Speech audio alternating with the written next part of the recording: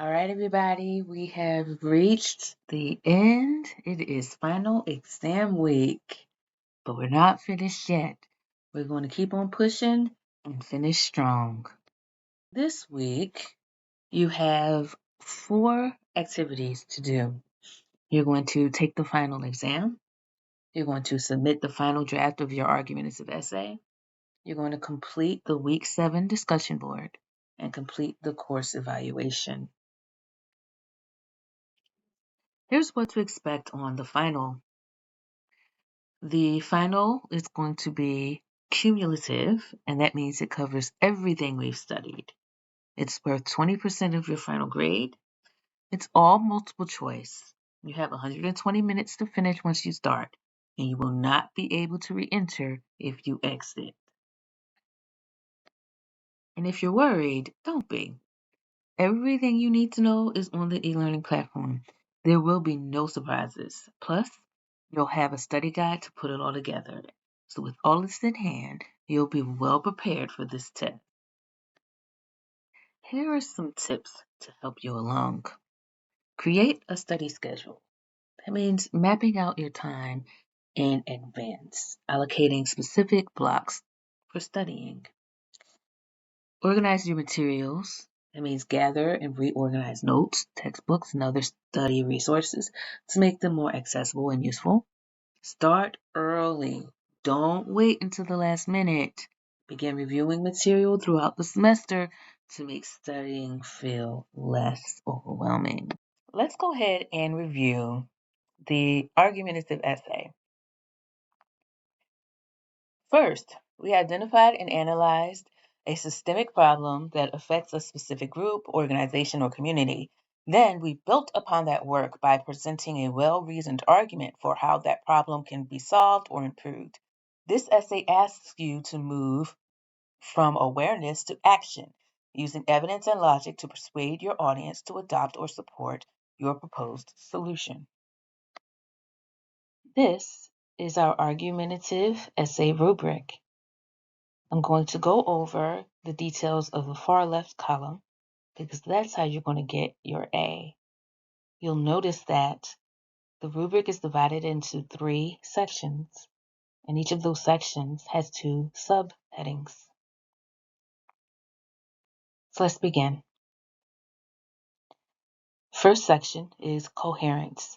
In this section, I'm looking for your central idea, evidence of focus, and organization. In order to get that A, you want to make sure that your submission concentrates on the central idea, supporting it in multiple ways that demonstrate quality scholarship and critical thinking.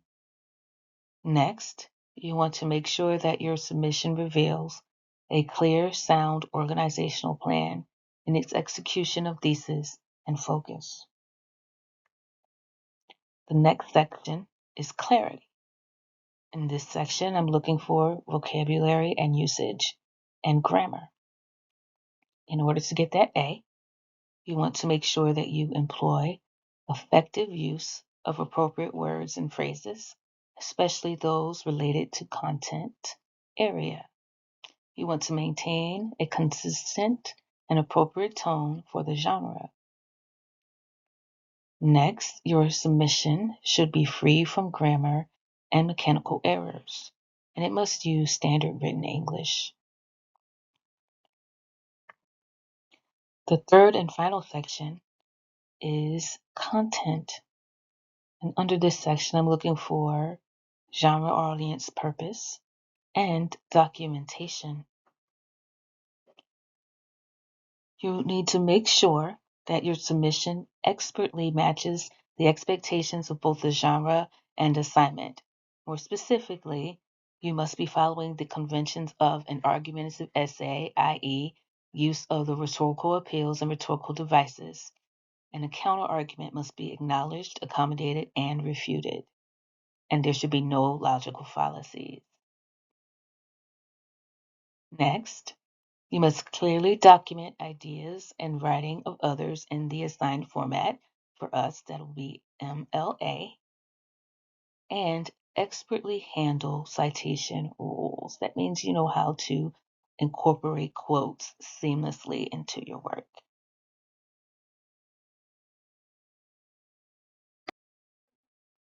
For your week 7 discussion board, you're actually going to be writing a reflection. We reflect because it helps us to further learn. It helps with metacognition and personal growth. It helps students appreciate their growth over time. It helps to bring a meaningful conclusion to a course, to empower you students to take ownership of your learning, and to inform faculty, that's me, reflection on my teaching.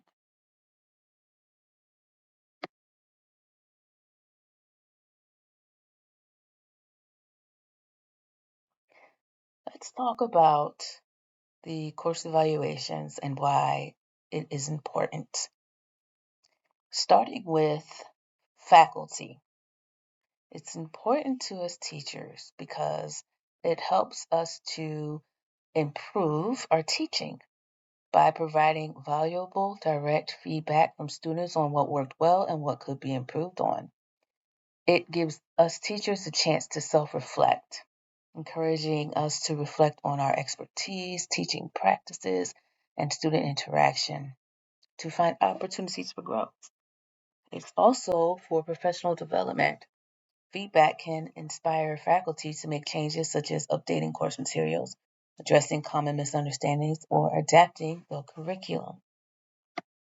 For students, course evaluations can help by giving you guys a structured and anonymous way to voice your experiences and influence the quality of your education.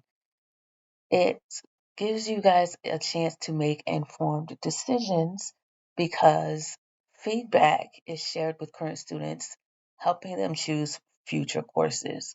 Also, it's about empowerment. The process empowers students by asking them to reflect thoughtfully on their learning journey and provide specific constructive feedback. Course evaluations also benefit the institution because it ensures quality assurance, meaning that evaluations are a critical part of maintaining quality and ensuring that courses and programs meet academic standards and learning outcomes. It helps with accreditation. Course evaluation data is used to demonstrate the institution's commitment to high standards during accreditation reviews and data-driven improvement. Administrators can analyze trends across courses and departments to inform broader educational strategies, allocate resources effectively, and maintain a high standard of education.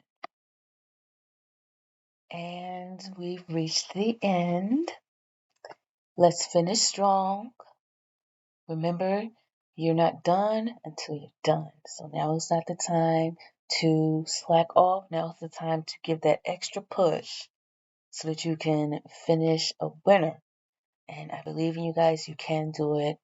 I have enjoyed having you in my class, and I look forward to seeing you again. Bye bye.